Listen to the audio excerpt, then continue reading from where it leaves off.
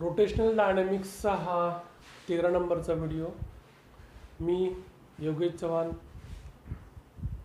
Agricultural development trust संचलित शारदाबाई पवार महिला महाविद्यालय येथे काम करतो. तर आपल्या विद्यार्थिनींसाठी आपण हे व्हिडिओ तयार करतो आहे. ज्या मुली CETला आहेत त्यांच्यासाठी हा व्हिडिओ तयार होतो आहे. त्याच्यामध्ये आत्तापर्यंत आपण सर्क्युलर मोशनचे काही भाग पाहिले, त्यानंतर रोटेशनल मोशनचे काही भाग पाहतो आहे आपण. कारण त्या चॅप्टरमध्ये रोटेशनल डायनॅमिक्स या चॅप्टरमध्ये या ठिकाणी आपल्याला दोन चॅप्टर इथं एकत्र केले. एक सर्क्युलर मोशन आणि दुसरा आहे तो रोटेशनल मोशन. तर याच्यामध्ये या ठिकाणी आता बरेचसे आपण आर्टिकलवरती आपण MCQ पाहिलेले आहेत. आता जे बोर्डात किंवा असं म्हणत आपण त्याला बोर्डात किंवा CETच्या परीक्षेमध्ये जे काही प्रश्न जेवढे काही प्रश्न विचारलेत या रोटेशनल मोशन चॅप्टरवरती ते प्रश्न आज आपण पाहणार आहोत. ठीक आहे. तर त्यातला या ठिकाणी पहिला प्रश्न बघूयात. तर तो असा आहे, द मोमेंट ऑफ CETला 1999ला विचारलेला प्रश्न हा. The moment of inertia of a thin circular disc of a mass m and radius r about a diameter about any diameter is. Formula विचारला आहे. ठीक आहे. डिस्क आहे, तर हा भाग सोपा आहे. ठीक आहे. आपल्याला माहिती आहे की डिस्कचा moment of inertia about the transverse axis is the, या ॲक्सिस भोवती किती आहे, it is mr square upon 2, where m is the mass of the disk, r is the radius of the disk. And about diameter by using the principle of perpendicular axis है ना, तर तो किती भेटतो, तर तो mr square upon 4 होतो, त्याच्या अर्धा होतो, mr square upon 4. आणि त्याच्यानंतर जर आपण टँजंट घेतला, असा टँजंट घेतला, tangent which is in the plane of disk, that is the mr square by 4 plus mr square. It is a 5 by 4 mr square. आणि tangent जर असा घेतला आपण, tangent which is perpendicular to the disk is the mr square upon 2 plus mr square. It is a 3 by 2 mr square. तर डिस्कच्या बाबतीत आपण याच्या आधी पण हा भाग पाहिलेला आहे, पण आता विचारलंय, काय विचारलंय, अबाउट एनी डायमीटर. याचा तो उत्तर कुठलं असेल, mr square upon 4. अजून काय आपल्याला लक्षात ठेवता येईल याच्या बाबतीत, तर कुठला मोमेंट ऑफ इनर्शिया मोठा आहे, कुठला लहान आहे, कुठल्या ॲक्सिस भोवती त्या डिस्कचा मोमेंट ऑफ इनर्शिया कमीत कमी असतो आणि कुठल्या ॲक्सिस भोवती त्याचा मोमेंट ऑफ इनर्शिया सर्वात जास्त आहे, हे पण लक्षात ठेवायचं. मग याच्यामध्ये जर हा mr square upon 2 म्हणजेच किती आहे, 0.5, mr square upon 4 म्हणजेच किती असेल, हा 0.25 आहे. ठीक आहे. mr square upon 4 it is 0.25. जर मी 5 upon 4 mr square घेतला तर हा किती, 1.25. जर आपण हा घेतला तर हा येतो 1.5 mr square, 0.5 mr square, 0.25 mr square. याच्यावरून तुम्हाला या अंकावरून तुम्हाला सांगता येऊ शकतं की सर्वात कमी मोमेंट ऑफ इनर्शिया कुठे आहे, तर अबाउट डायमीटर आहे, अबाउट डायमीटर. तसा जरी प्रश्न विचारला तरी तुम्हाला याचं उत्तर लिहिता आलं पाहिजे.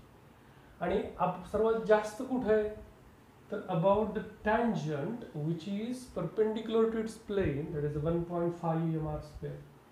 ठीक आहे. म्हणजे हा डायमीटर आणि tangent which is perpendicular plane इथं जास्त आहे, इथं कमी आहे. तर हा भाग, त्या दृष्टीने हा भाग पूर्ण लक्षात ठेवायचा आहे. हा झाला पहिला MCQ. त्यानंतर दुसरा MCQ कसा विचारला होता, पहिला कसा होता की फॉर्म्युला फक्त विचारला होता. दुसरा काय पहा, याच्यामध्ये असं म्हणलंय, body of moment of inertia is given, that is 3 kilogram. Moment of inertia is given 3 kilogram metre square. त्यानंतर असं दिलंय, rotating with the angular velocity 2, rotating with the angular velocity 2 radian per second, has the same kinetic energy. याची kinetic energy same आहे, kinetic energy same as that of the as the mass of 12 kilogram, as the mass of the object, another object 12 kilogram, moving with the velocity of question mark. तर या ठिकाणी इथं rotating असं म्हणलंय ना, म्हणजे rotational kinetic energy की जी half of I omega square असते. म्हणजे याच्यामध्ये ही जी एनर्जी जी आहे ती half of I omega square, आणि ट्रान्सलेशन कायनेटिक एनर्जीचा फॉर्म्युला कसा आहे, half of M V square. आता याच्यामध्ये आपल्याला आय दिलेला आहे, ओमेगा दिलेला आहे, त्याच्यानंतर यम दिलेला आहे, व्ही विचारलेला आहे. हाफ दोन्ही बाजूचं कॅन्सल होईल. where I is 3, omega square is 4, 2 चा वर्ग. ठीक आहे, बरोबर. यम ची व्हॅल्यू 12 इंटू व्ही स्क्वेअर. तर हे 12 is equal to 12 upon 12 1. So V square is equal to 1. So V is equal to 1 metre per second. V is equal to 1 metre per second. ठीक आहे, हा प्रश्न 99 मध्ये विचारलेला प्रश्न आहे सीईटीला. ठीक आहे, आत्ता जे पाहतोय आपण 2 प्रश्न 99 चे पाहिले आपण या मोशनवरती. 2000 मधला असलेला प्रश्न 3 नंबर कसा प्रश्न विचारलाय. The radius of gyration of disc which has mass 100 gram. Mass of the disc is 100 gram and radius is 5 centimeter. So radius is the 5 centimeter is given. About an axis passing through its center of gravity in perpendicular to the plane is K विचारलं आपल्याला. पण axis of rotation कसा आहे, axis passing through its center perpendicular to its plane. So moment of inertia is the m r square upon 2 which is equal to m k square. So K is the R upon 2, m get cancelled. So K is equal to R upon under root 2. m ची गरजच नाहीये, है ना, म्हणजे m दिलाय तो कशाला दिलाय, कन्फ्यूज करण्यासाठी दिलेला आहे. तर या ठिकाणी R ची व्हॅल्यू दिली आहे, किती आहे 5 अंडर रूट 5 अंडर रूट 2. जर या ठिकाणी याची एक्झॅक्ट व्हॅल्यू काढायची असेल आपल्याला तर काय करावं लागेल, स्क्वेअर रूट 2 ची किंमत माहित पाहिजे. स्क्वेअर रूट 2 ची किंमत किती असते सांगता येईल, 1.414. आता जे 4 ऑप्शन दिलेले आहेत ते ऑप्शन कसे आहेत. पहिला ऑप्शन आहे ए 0.5 सेंटीमीटर. बी सेकंड ऑप्शन दिलेला आहे 2.5 centimetre, 2.5 centimetre. See it is 3.54 centimetre. and D and last one is 0.54 centimeter. Sorry, 6.54 centimetre. आता याचा भागाकार जर आपण पाहिला, ठीक आहे, तर हा 1.4 आहे, म्हणजे तुम्ही त्याला 1.5 जर गृहीत धरलं है ना, तर तो 3/2 असा होईल. अप्रॉक्सिमेट किती 3/2, म्हणजेच हे किती होईल 10/3 होईल. म्हणजे 3 पॉइंट समथिंग उत्तर असलं पाहिजे ॲव्हरेज, म्हणजे अंदाज काढायचा अशा वेळेला. म्हणजे जर तुम्हाला हा अंदाज काढता आला तर एक्झॅक्ट कॅल्क्युलेशन, कारण इथं आपण लॉग टेबल काही वापरत नाही है ना, परीक्षेमध्ये आपण लॉग टेबल अलाउड नाही आपल्याला. मग अशा वेळेला अप्रॉक्सिमेट कॅल्क्युलेशन कसं येऊ शकतं, म्हणजे इथं 1.414ला मी काय गृहीत धरलं 3/2 गृहीत धरलं, कारण 1.5 म्हणजेच किती असतो 3/2, दीड त्याला म्हणतो आपण. तर त्याला दीड म्हणजे हा 2 वरती घेतला 10 भागिले 3, तर 3 पॉईंट काहीतरी उत्तर येईल ते 3 पॉईंट समथिंग. पण इथं जर 1.4 घेतला, ठीक आहे, तर 3 पॉईंट समथिंग उत्तर आहे. याच्यामध्ये 3 पॉईंट फक्त एकच उत्तर आहे, म्हणजे करेक्ट आन्सर कुठलं असेल, सी हे करेक्ट उत्तर असेल. तर असं अप्रॉक्सिमेट कॅल्क्युलेशन करून ती उत्तर आपल्याला काय करता येतील, काढता येतील. ठीक आहे, हे झालं 3 नंबरचं MCQ 2000 मध्ये विचारलेला प्रश्न हा. ठीक आहे, त्यानंतर 4 नंबर मध्ये काय विचारले पहा. The 2 circular disc A and B have equal masses and uniform thickness. 2 discs, suppose that there are 2 discs which are having equal masses A and thickness equal आहे, मास इक्वल आहे. ठीक आहे, having the densities ρ1 and ρ2. Radius equal आहे सांगितलेलं नाही, पण याची density किती आहे ρ1, याची डेन्सिटी किती आहे ρ2. रेडियस किती आहे ते माहीत नाही. तर मोमेंट ऑफ इनर्शिया आणि याच्यामध्ये अजून एक दिलेलं आहे की ρ1 मोठा आहे. Density of first disc is greater than the density of second. तर मोमेंट ऑफ इनर्शिया मधलं दोघांमधलं रिलेशन काय असेल असं विचारलं. ठीक आहे, मग moment of inertia first option दिलेला आहे I1 is greater than I2. Second option दिलेला आहे I1 is less than I2. Third option दिलं आहे I1 is equal to I2. आणि नंतरचं एक ऑप्शन दिलेलं आहे त्याच्यामध्ये काय आहे की I1 is greater than I2. ठीक आहे, आता याच्यामध्ये इथं आपल्याला डेन्सिटी सोबतचं relation when the mass is same, mass same असताना डेन्सिटी सोबतचं रिलेशन कसं असेल. तर या ठिकाणी समजा मी याचा मोमेंट ऑफ इनर्शिया काढला I1 is equal to mass equal आहे, याचा अर्थ मी मास जो आहे तो ऍक्सिस तोच घेतो, ट्रान्सफर्स ऍक्सिस म्हणून येतात, axis which is passing to centre perpendicular to plane. It is a mr square, mr1 square upon 2, कारण मास कसा आहे इक्वल आहे. आणि दुसरं काय असेल I2 बरोबर mr2 स्क्वेअर अपॉन 2. म्हणजे आपल्याला काय करायचं आहे, डेन्सिटी आणि रेडियस याच्यामधलं रिलेशन काढायचं आहे. मग डेन्सिटी आणि रेडियस मधलं रिलेशन कसं काढाल. आपल्याला हे माहिती आहे की मास म्हणजे काय असतं, मास म्हणजे व्हॉल्यूम इंटू डेन्सिटी असते. आता या ठिकाणी समजा आपण फर्स्ट डिस्कचं काढतोय, ρ1 इंटू V1 भेटेल. आता पहिल्या डिस्कचं व्हॉल्यूम, डिस्कचा एरिया काय असेल, सरफेस एरिया पाय r स्क्वेअर. ठीक आहे, मग या ठिकाणी ρ1 इंटू पाय r1 square into thickness dt म्हणूयात आपण. दोघांची थिकनेस कशी दिली आहे सेम, म्हणजे याचं मास जे आहे ते, याचं जे मास जे आहे ते r च्या स्वरूपात ρ च्या स्वरूपात असं लिहिता येईल आपल्याला. ठीक आहे, आता याच्यामध्ये या ठिकाणी इथं r1 स्क्वेअर बरोबर काय येऊ शकतं ते पाहूयात आपण. r1 स्क्वेअर बरोबर तर m upon ρ1 into pi into dt असं येईल r1 स्क्वेअर बरोबर. म्हणजे जर मी r1 स्क्वेअरची किंमत ठेवली that is I1 is equal to m r1 स्क्वेअरची किंमत ठेवली की जी काय येते m अपॉन हा 2 तसाच ठेवला ρ1 पाय dt म्हणजे m स्क्वेअर म्हणूयात आपण त्याला. मग याच्यावरून तुम्हाला लक्षात येतं की जर मास कॉन्स्टंट आहे, मास कॉन्स्टंट आहे, डेन्सिटी थिकनेस कॉन्स्टंट आहे, डेन्सिटी फक्त वेगळी आहे, तसंच सिमिलरली I2चं पण एक्सप्रेशन भेटेल. ते कसं भेटेल, m square upon 2 times I2 काय भेटेल मग similarly m square upon 2 times ρ2 pi dt असं भेटेल. मग याच्यावरून आपल्याला सांगता येतं, काय सांगता येतं की I आणि ρ याच्यात रिलेशन कसं येतं, if the mass and the thickness are the same then I and ρ is inversely proportional to density. याचा अर्थ ज्याची डेन्सिटी कमी आहे त्याचा मोमेंट ऑफ इनर्शिया कसा असेल जास्त. म्हणजे या ठिकाणी याचा मोमेंट ऑफ इनर्शिया जास्त, I2 मोमेंट ऑफ इनर्शिया जास्त, म्हणजे करेक्ट ऑप्शन कुठला असेल बी. करेक्ट ऑप्शन कुठला असेल बी. तर अशामध्ये या ठिकाणी हे 4 नंबरचा MCQ. ठीक आहे, ज्याच्यामध्ये डेन्सिटी मास सारखा असेल आणि डेन्सिटी जर वेगळी असेल तर डेन्सिटीचं आणि मोमेंट ऑफ इनर्शियाचं रिलेशन हे कसं असेल, इनव्हर्सली प्रोपोर्शनल असेल.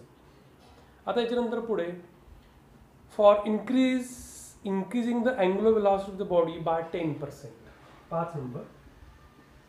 हा प्रश्न विचारलेला आहे तो 2001 मध्ये विचारलेला आहे. The angular velocity increases by 10%. It means the new angular velocity becomes काय असेल, 10% वाढतीये. म्हणजे सुरुवातीची जर 100% गृहीत धरली आपण आणि 10% वाढते बाय असं म्हणलंय, 2 असं म्हणलंय का, इन्क्रीज्ड 2 असं नाही म्हणलेलं, इन्क्रीज्ड बाय असं म्हणलंय. याचा अर्थ 10% म्हणजे ते सुरुवाती 100 अधिक 10 110 म्हणजे नवीन काय होते 110 होते. मग हा ω2 किती आहे 110% ऑफ ω1 जर तुलना केली तर आपण. ठीक आहे, मग याच्यामध्ये या ठिकाणी इथं या दोघांमध्ये रिलेशन ω2 इज 110/100 इंटू ω1. पर्सेंटेज काढून टाकलं 100 ने डिवाइड करावं लागेल. म्हणजे हे दिलंय. ठीक आहे. आता याच्यानंतर पुढे पहा, the kinetic energy has to be increase. Omega वाढला याचा अर्थ कायनेटिक एनर्जी वाढणारच आहे. ठीक आहे. कायनेटिक एनर्जीचा फॉर्म्युला किती पर्सेंटनी कायनेटिक एनर्जी वाढते ते विचारते. मग रोटेशनल कायनेटिक एनर्जी फॉर्म्युला माहिती आहे आपल्याला, half of I omega square. ठीक आहे, असा तो फॉर्म्युला आहे. मग याच्यामध्ये या ठिकाणी इथं आपल्याला काय करायचं आहे पहा, आपण काय करूयात, हा E1 हा ओमेगा 1 म्हणूया. सिमिलरली E2 काय भेटेल, E2 is half of I omega 2 square. E2 upon E1 करूया, रेशो घेतला आपण E2 अपॉन E1. हाफ आणि आय कॅन्सल होईल. मोमेंट ऑफ इनर्शिया कॉन्स्टंट आहे, फक्त अँग्युलर वेलॉसिटी वाढलेली आहे. तर कायनेटिक एनर्जी किती पर्सेंटनी वाढेल, कारण इथं वर्ग आहे. ठीक आहे, तुम्ही म्हणाल की 10% वाढली आहे, तर मग या ठिकाणी ती कायनेटिक एनर्जी 20% वाढेल, कारण वर्ग आहे ओमेगाचा. पण 20% हे एक्झॅक्ट उत्तर भेटत नाही, ते अप्रॉक्सिमेट उत्तर भेटतं. एक्झॅक्ट उत्तर कसं काढायचं आहे ते पहा. E2 अपॉन E1 बरोबर काय भेटेल, ओमेगा 2, कारण E2 वरती घेतलाय, omega 2 upon omega 1 bracket square. Okay, ratio माहिती आहे आपल्याला, omega 2 upon omega 1 is 110 upon 100 bracket square. पहा, 0 कॅन्सल झाला यातला. 11चा वर्ग किती येतो, 121 येतो. 10चा वर्ग किती येतो, 100 येतो. वर्ग केला मी. आता 121 ला 100 ने डिवाइड केलं आपण, तर तो रेशो किती येतो, 1.21 एवढा येतो.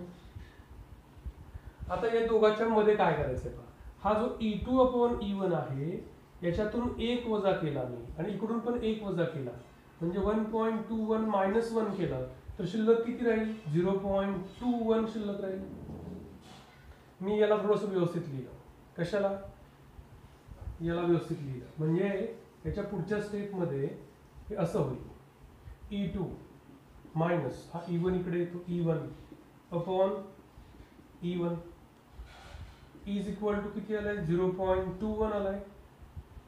हा जो भाग आहे E2 change upon original, it is a fraction है ना, फ्रॅक्शन चेंज असं म्हणतात आपण. तर या ठिकाणी इथं याला फक्त 100 ने मल्टिप्लाय केलं आपण दोन्ही बाजूला. दोन्ही बाजूला कशाने मल्टिप्लाय करतो, 100, म्हणजे पर्सेंटेज चेंज भेटून जातो. म्हणजे पर्सेंटेज इन्क्रीज, कारण E2 आधी घेतला, percentage increase in the energy. मग हे किती येतं, 100 ने गुणलं आपण याला, 21%. दोघांचा गुणाकार किती येतो, 21. म्हणजे percentage increase in the rotational kinetic energy is becomes 21%. 20% येते का, नाही. त्या 4 ऑप्शनमध्ये 20% हे पण एक ऑप्शन आहे, पण त्यामध्ये 20%, 21%, 40%, 10% असं ऑप्शन्स आहेत. 40 आणि 10 तर नसणारच आहेत. ठीक आहे, राहतो फक्त प्रश्न 20% आणि 21%. तर हे 21 कसं येतं बघितलं. ठीक आहे, समजून घ्या हा भाग. 20% येत नाही. 2001 मध्ये विचारलेला प्रश्न, कसं percentage increase in the energy काढायचं समजलं. याच्यानंतर 6 नंबरचा MCQ बघूयात आपण, की जो आता हा 2001 मध्येच विचारलेला प्रश्न. MI of the thin uniform rod about an axis passing through its center and perpendicular to its length is ml square upon 12 दिलेला आहे. thin uniform rod म्हणजे MI किती आहे, ml square upon 12. या ऍक्सिस भोवती किती आहे, ml square upon 12.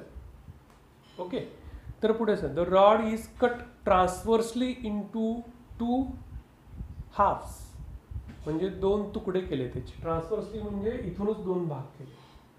ठीक आहे, आणि पुढे असं म्हणलंय, which are then riveted in end to end, म्हणजे तुकडे केले आणि परत तसेच जोडले.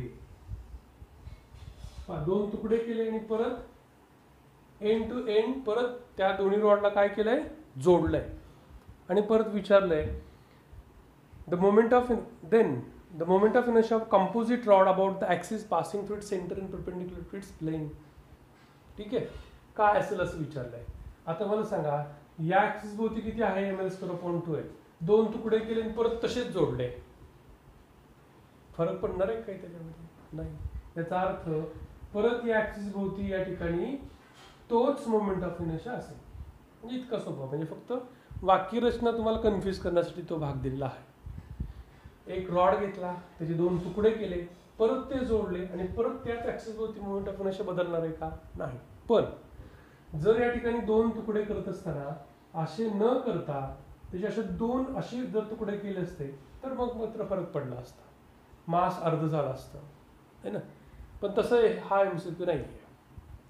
आता याच्यामध्ये या ठिकाणी इथं आणि परत ते एंड टू एंड कनेक्ट करणार, ठीक आहे. तर तसं जर विचार केला आपण, समजा आता ह्या प्रश्नाचं उत्तर काय, ml²/12. मी काय करतो की या रॉडचे असे 2 तुकडे करतो, असे एक तुकडा असा आणि त्याला लगत दुसरा तुकडा असा, आणि मग एंड टू एंड कनेक्ट केले, आणि मग हे एंड टू एंड कनेक्ट केले. तर याची लांबी किती असेल? L. लांबी किती? याची पण किती असेल? L. याची एकूण लांबी L आहे. आणि मग ते 2 तुकडे जोडले, याचं मास किती असेल? सुरुवातीच्या मासपेक्षा m/2. याचं किती असेल? m/2. आणि मग तुम्हाला हा मोमेंट ऑफ इनर्शिया काढता येऊ शकतो. टोटल मास किती आहे? mच आहे शेवटी, पण लेंथ वाढली आहे. लेंथ काय झाली आहे? वाढली. म्हणजे या ठिकाणी इथं हा जो ml²/12 आहे, Lच्या ठिकाणी काय घ्यावं लागेल तुम्हाला? 2L असा घ्यावा लागेल. म्हणजे तो असा येऊन जाईल m2L, ठीक आहे. m2L bracket square upon 12. तर हा असा येऊन जाईल m, याचा वर्ग किती येतो? 4L²/12. याचा अर्थ हा ml²/3, ml²/3 जर असं केलं तर. पण या एक उदाहरणामध्ये 2 तुकडे असे ट्रान्सफर्सली केलेत आणि परत तसेच जोडलेत, याचा अर्थ त्याचा मोमेंट ऑफ इनर्शिया बदलणार नाही, ठीक आहे. असा हा 6 नंबरचा MCQ आहे. याच्यानंतरचा जो 7 नंबरचा MCQ आहे तो कसा आहे का? याच्यामध्ये काय दिलंय? The moment of inertia of a electron in the nth orbit will be. एक इलेक्ट्रॉन आहे आणि त्या इलेक्ट्रॉनचा nth ऑर्बिटमध्ये आहे तो इलेक्ट्रॉन, तर त्याचा moment of inertia about the nucleus काय असेल असं विचारलंय, ठीक आहे. तर तो कसा काढता येईल? आता एक पार्टिकल, सिंगल पार्टिकल जर असेल तर मोमेंट ऑफ इनर्शिया कसा काढतात, ठीक आहे. मोमेंट ऑफ इनर्शिया कसा काढतात की ज्याच्यामध्ये या ठिकाणी इलेक्ट्रॉन आणि तो इलेक्ट्रॉन न्यूक्लियस भोवती फिरतोय, ठीक आहे. तर त्याचं समजा मास त्यांनी m दिलेला आहे आणि ज्या ऑर्बिट भोवती तो इलेक्ट्रॉन फिरतोय त्या ऑर्बिटचा रेडियस कॅपिटल R आहे. तर या ठिकाणी nth ऑर्बिटमध्ये फिरणाऱ्या त्या इलेक्ट्रॉनचा जो मोमेंट ऑफ इनर्शिया असेल तो कसा काढतो आपण? It is simply mr². एका सिंगल पार्टिकलसाठी आपण जो फॉर्म्युला वापरतो आहे ना, तो कसा असतो? mr². पण तो कुठल्या ऑर्बिटमध्ये आहे त्याच्यावरती अवलंबून असतं. म्हणजे आपण या ठिकाणी त्याला तो जो मोमेंट ऑफ इनर्शिया असेल तो काय असेल? n × mr².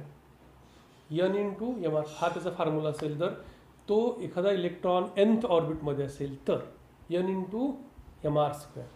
या ऑर्बिट चेंज झाला की त्याचा मोमेंट ऑफ इनर्शिया काय होतोय? चेंज होतोय. म्हणून या ठिकाणी त्याचा फॉर्म्युला काय असेल?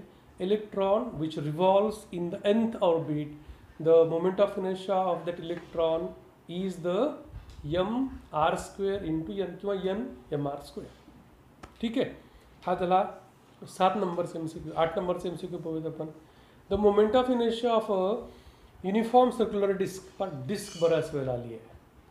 About an axis passing through its centre is given, that is 6 kilogram metre square. तर याच्यामध्ये 7 नंबरचा MCQ पहा कसा आहे. याच्यामध्ये काय दिले पहा की 6 किलोग्रॅम मीटर स्क्वेअर दिले. It's mi about the axis perpendicular to its plane and just touching the rim will be. म्हणजे या ठिकाणी त्याच्या प्लेनला लंब आहे आणि तो कसा आहे तर ॲक्सिस पहा कसा आहे. अ टँजंट अशी रिंग आहे, डिस्क आहे. याभोवती त्यांनी दिलेला आहे तो किती आहे? 6 किलोग्रॅम मीटर स्क्वेअर आहे.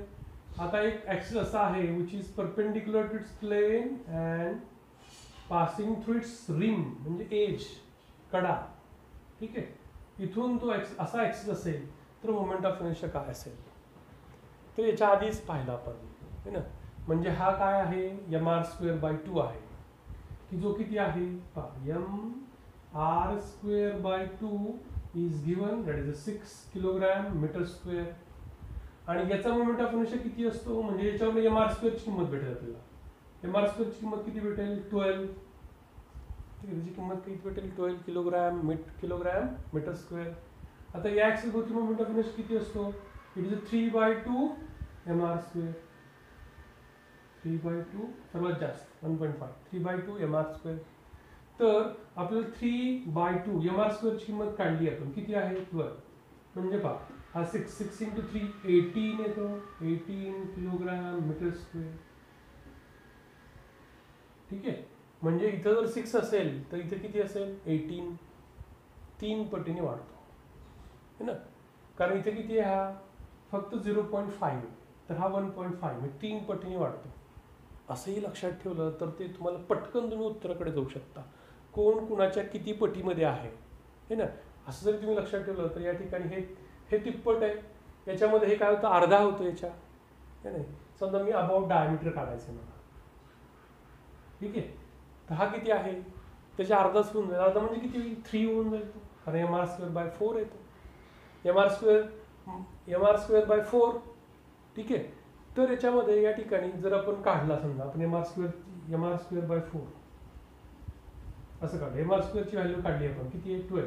12/4 किती येतो 3, म्हणजे तो अर्धाच होतो. इथे किती झाला 18. ठीक आहे, पहा रिलेशन कसं येत आहे 18, सर्वच पाहूया आपण ना. आता या ठिकाणी टँजंट मी असा घेतला, ठीक आहे, तर याचा मोमेंट ऑफ इनर्शिया किती असतो, तर तो असतो 5/4 mr². 5/4 mr². mr² ची व्हॅल्यू किती आली 12, म्हणजे 3 × 5 15, म्हणजे याच्यावरती किती येतो 15 येतो. ठीक आहे, तर या ठिकाणी इथं याच्या किती पटीत गेला हा तेच लक्षात ठेवा. त्यानंतर याच्या किती पटीत गेला तो लक्षात ठेवा. 6 इथं असेल तर इथं 3, इथं 15, इथं 18. ठीक आहे, तर अशा हा भाग जो आहे तो भाग लक्षात, असं जर लक्षात ठेवला तर अशी गणितं सोडवायला तुम्हाला फार सोपं जाईल, तो डायरेक्ट तुम्ही उत्तर शोधू शकता. ठीक आहे, ज्या वस्तू रोल होतात त्या वस्तूच्या या ठिकाणी MI चांगले लक्षात ठेवायचे, फॉर्म्युला चांगले लक्षात ठेवायचे. याच्यानंतर पुढचा भाग पाहूयात आपण, तो असा दिला आहे की जो 2002 मध्ये विचारलेला प्रश्न आहे की मोमेंट ऑफ इनर्शिया कशावरती अवलंबून असतो, असा प्रश्न. Moment of inertia depends on, मग खाली एक ABCD असे 4 ऑप्शन दिलेले आहेत. मग त्यामध्ये पहिलं option it is a distribution of particles, त्यानंतर मास, त्यानंतर position of axis of rotation, म्हणजे याचा अर्थ तिन्ही ऑप्शन बरोबर आहेत.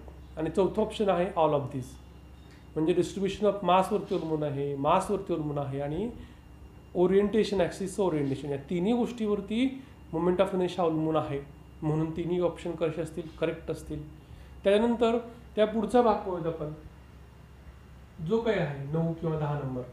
ठीक आहे, the moment of inertia of a disc about the tangent axis in its plane is. आता या ठिकाणी tangent axis in its plane आत्ताच पाहिलं आपण, म्हणजे जे फॉर्म्युले तुम्हाला जर डिस्कचे सर्व फॉर्म्युले लक्षात ठेवले तुम्ही तर तो भाग अतिशय सोपा होऊन जातो. It is a 5/4 mr². हा 2002 मध्ये विचारला प्रश्न आहे. आता त्याच्यानंतर पुढचा भाग पाहूयात आपण, किंवा 10 नंबरचा MCQ पाहूयात आपण. त्याच्यामध्ये काय आहे पहा, a sphere of mass 0.5 kilogram, mass of the sphere is given 0.5 kilogram. Okay, आणि त्याच्यानंतर diameter is 1 metre, diameter is 1 metre. So radius is the, त्याच्या अर्धा असेल 0.5 मीटर. ठीक आहे, स्पेअर कळतो, स्पेअर असा स्पेअर आहे गोल, सॉलिड स्पेअर, ते तसं दिलेलं नाही पण सॉलिड स्पेअर आहे तो. याच्यानंतर पुढे असं म्हणलं आहे, rolls without sliding with constant velocity of 5 metre per second. म्हणजे जो लिनियर स्पीड दिलेला आहे तो दिला आहे 5 मीटर, कॉन्स्टंट स्पीडनी चाललेला आहे.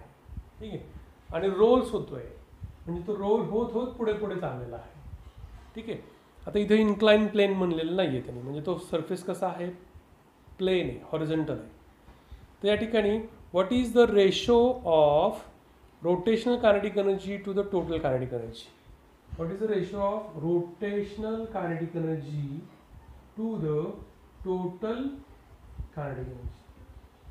रेशो विचारलेला आहे.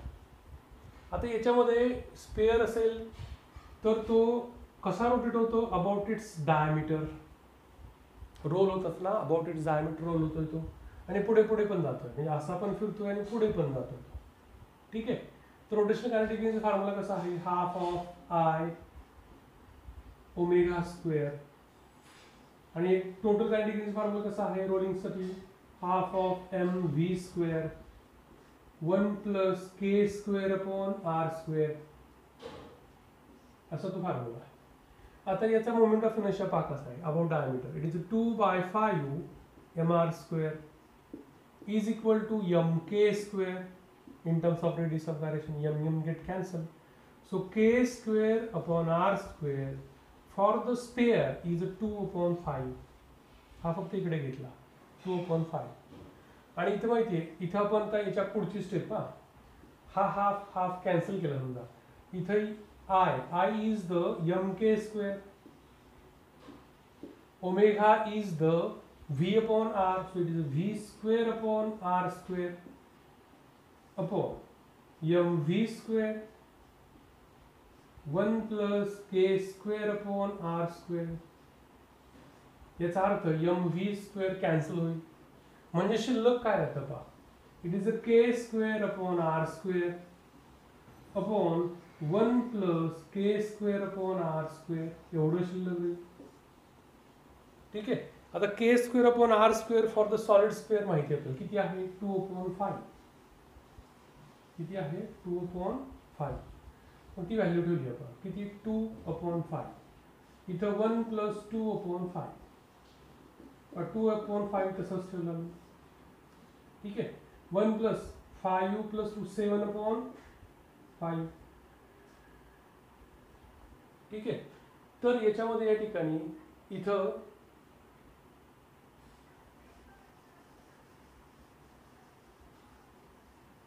5 काय होईल? कॅन्सल होईल. म्हणजेच या ठिकाणी उत्तर काय असेल? 2/7. आता मला सांगा याच्यामध्ये कुठे आपण डायमीटर वापरला का? मास वापरलं कुठं आपण? रेडियस कुठं वापरलं का आपण? व्ही ची किंमत दिली आहे की जी 5 मीटर पर सेकंद दिलेली आहे ती कुठे वापरली का आपण? नाही वापरली. डायरेक्ट आपलं उत्तर काढता आलं. म्हणजे हे ज्या किमती दिलेल्या आहेत मास, रेडियस, वेलॉसिटी, याचा इथे कुठेच उपयोग झाला नाही. याचा अर्थ या व्हॅल्यूज कशा दिलेल्या आहेत? तुम्हाला कन्फ्यूज करण्यासाठी दिलेले आहे. हे असं पण वापरता येतं आपल्याला. ठीक आहे. तर याच्यामध्ये याच्यानंतर पुढचा भाग पाहूयात आपण. तर या ठिकाणी 11 नंबर की जो आत्ताचा होता तो 2002 मध्ये विचारलेला आहे. याच्यानंतरचा पाहूयात आपण की जो 2003 मध्ये विचारलेला प्रश्न आहे. 12 नंबर त्याच्यामध्ये काय दिले पहा. The radius of gyration of disk rotating about the axis perpendicular to its plane passing through its center is, formula विचारलाय फक्त. म्हणजे किती सोपा भाग आहे पहा. रेडियस ऑफ गायरेशन किती असतो? It is r/√2 about an axis with passing through its centre and perpendicular to plane. आता रेडियस ऑफ गायरेशन प्रत्येक ॲक्सिस भोवती काढायचा असतं डिस्कचा, तर तो काय येऊ शकतो? ही डिस्क आहे या ॲक्सिस भोवती, त्यानंतर हा एक डायमीटर आहे tangent which is in the plane, tangent which is perpendicular plane. याच्या भोवती किती आहे रेडियस ऑफ गायरेशन? r/√2. इथे किती असतो? r/2, कारण mr²/4 आहे. r/2 इथे किती आहे? तर तो 5/4 mr² असं आहे ना, म्हणजे √5/2 इंटू r. तर इथं किती आहे? इट इज 3/2 mr² है ना, म्हणजे √3/2 इंटू r. प्रत्येक ॲक्सिस भोवती मोमेंट ऑफ इनर्शिया आपल्याला सॉरी रेडियस ऑफ गायरेशन आपल्याला काढता येतो. ठीक आहे. डायरेक्ट फॉर्म्युला लक्षात ठेवले तर असे MCQ सोडवणं फार सोपं आहे. ठीक आहे. आता 13 नंबर पुढचा MCQ बघूयात आपण. पहा हा 2003 चे, आता आपण 2003 पर्यंत आलोय. L²/2I L²/2I रिप्रेझेंट, काय रिप्रेझेंट करताय असं विचारलंय. मग 4 ऑप्शन काय आहेत पहा. Potential energy of particle, A potential energy, B दिले torque, it represent torque, C it represent power, and D it represent rotational kinetic energy. कुठलं ऑप्शन करेक्ट आहे? ठीक आहे, तिची पोटेन्शियल एनर्जी आहे का? नाही, म्हणजे हे उत्तर नाही. ठीक आहे. टॉर्क कसा असतो? Tau is equal to I alpha. Tau is equal to काय formula? I alpha. Power is the it is a tau into theta. ठीक आहे. रोटेशनल कायनेटिक एनर्जी कसा आहे? It is half of I omega square. याला तुम्ही असंही लिहू शकता, half of L into omega, किंवा तुम्ही याला असंही लिहू शकता, it is half of I square omega square upon I, असंही लिहू शकता. की जे काय येऊ शकतं, half of I omega is L, so it is L square upon I. म्हणजे या ठिकाणी हे काय आहे? रोटेशनल कायनेटिक एनर्जी आहे. त्याला फक्त वेगळ्या स्वरूपात लिहिलेलं आहे. ठीक आहे. असं हे स्वरूप जे आहे ते चारी पण पाहिलेलं आहे आपण. So half of L square upon I is rotational kinetic energy. याच्यानंतरचा पाहूया आपण की जो 2004 मध्ये विचारलेला आहे. A disc of moment of inertia 9.8 upon pi square. ठीक आहे. Kilogram metre square is rotating at 60 RPM. Rotating at 60 RPM. RPM N 60 नाही, 600 RPM आहे. ठीक आहे. तर हा RPMचा RPS किती होईल? 600 divided by 60, so it becomes 10 RPS or hertz. ठीक आहे. त्याच्यानंतर पुढे समजलं आहे की याच्यामध्ये it is changes to if the frequency of rotation changes to 600 RPM to 300 RPM. Suppose that is N1. So N2 is a 300 RPM. 300 divided by 60, it is a 5. So N2 is a 5 hertz or RPS.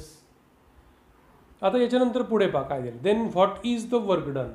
Then what is the work done? तुम्हाला जर work एनर्जीचं theorem माहीत असेल, ठीक आहे, तर work energy theorem वापरून तुम्ही या ठिकाणी काढू शकता. वर्क डनचा फॉर्म्युला कसा आहे? तर तो फॉर्म्युला असा आहे, work done is the force into displacement असतं लिनियर मोशन करता.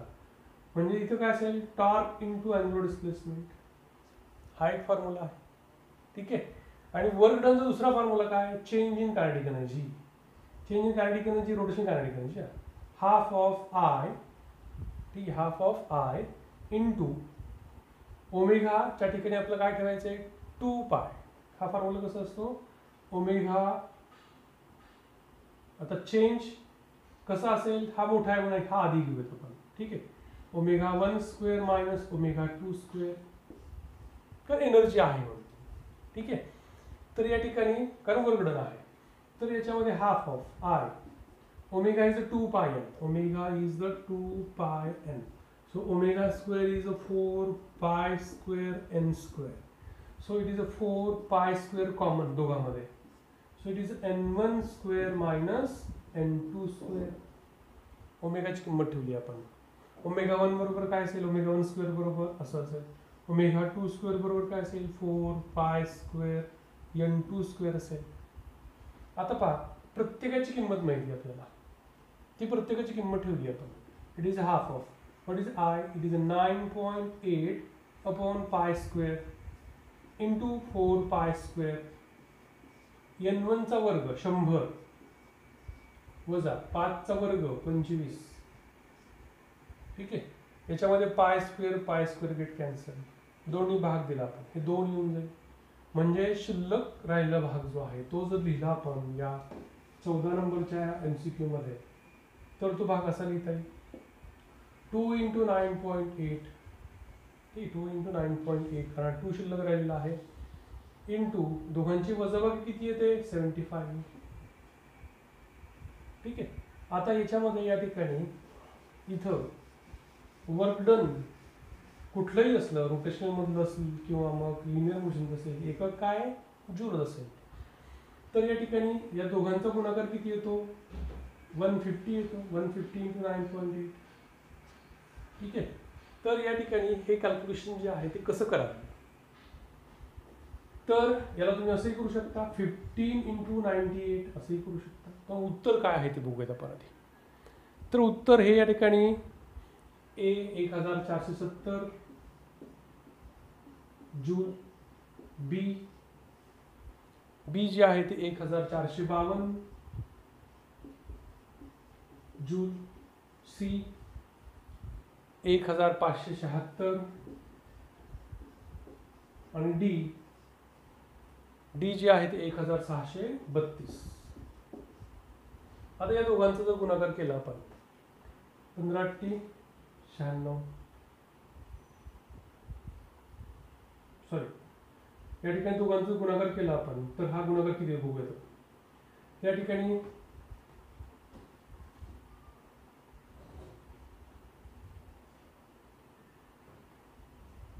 एकशे 20चे येतात म्हणजे 12 येऊन जाईल. 15×9 35 म्हणजे 135 आणि 12 या दोघांची जर बेरीज केली आपण तर ती 1470. ठीक आहे. आपल्या या उत्तरामध्ये 1470 हे पहिलंच उत्तर आहे पहा. ठीक आहे 1470 जूल. म्हणजे करेक्ट आन्सर कुठला असेल हे असेल. याला अजून तुम्हाला या ठिकाणी दुसरा भाग करता येऊ शकतो. हा डेसिमल पॉईंट इकडे शिफ्ट केला समजा आपण. ठीक आहे. तर हा 1.5 इंटू 9.8 इंटू 10⁻² सॉरी +2 लिहिता येईल. ठीक आहे. 1.5 म्हणजे 3/2. 2 याला भाग दिलात तुम्ही 2 चौक 8 आणि 92 18 या दोघांचा गुणाकार केलात तुम्ही. ठीक आहे. दोघांचा गुणाकार केला 9 त्रिक 27 2 3 चौक 12 आणि 2 14 आणि परत त्या ठिकाणी डेसिमल पॉईंट इथे असेल यात 100 गुणलं आपण त्याला परत 1470 येतं. पण ठीक आहे तुम्ही तुमच्या पद्धतीने करू शकता हा गुणाकार. उत्तर कसं दिलंय त्याच्यावरती ते अवलंबून. ठीक आहे. हे झालं 2004चं एक्झाम्पल. त्यानंतर जो पुढचा आहे त्याचे न्यूमरिकल नाही ते. Centre of mass of system of 2 particle divides the distance between them. तर या ठिकाणी सेंटर ऑफ मासवरचा तो प्रश्न आहे. ठीक आहे. 2 पार्टिकल जर असतील तर 2 पार्टिकल हा एक पार्टिकल हा एक पार्टिकल तर याचा मास m1 आहे याचं मास m2 आहे. हे डिस्टन्स r1 आहे हे डिस्टन्स r2 आहे. तर या ठिकाणी m1 r1 is equal to काय दिलं तुम्ही m2 r2 from the definition of centre of mass. याचा अर्थ पहा inverse ratio of square of masses of particle हे उत्तर करेक्ट नाही आहे. Direct ratio of square of mass of the particle हे पण करेक्ट नाही आहे. Inverse ratio of mass of the particles and direct ratio of mass of particle. Inverse ratio असतो मासचा. जर तुम्ही या ठिकाणी r1/r2 घेतलं ठीक आहे तर ते काय येतं m2/m1 येतं. हे दोघांचा रेशो कसा आहे इनवर्स आहे. ठीक आहे. अशा म्हणजे या ठिकाणी इथं याचं करेक्ट आन्सर जे आहे ते inverse ratio of masses of particle हे करेक्ट उत्तर असेल. तर असे एकूण 15 आपण MCQ आज पाहिले. ठीक आहे. याच्यानंतरचा जो MCQ आहे की जो 16 नंबरचा MCQ म्हणूया त्याच्यामध्ये काय दिले पहा. There is a object which moves with different velocities.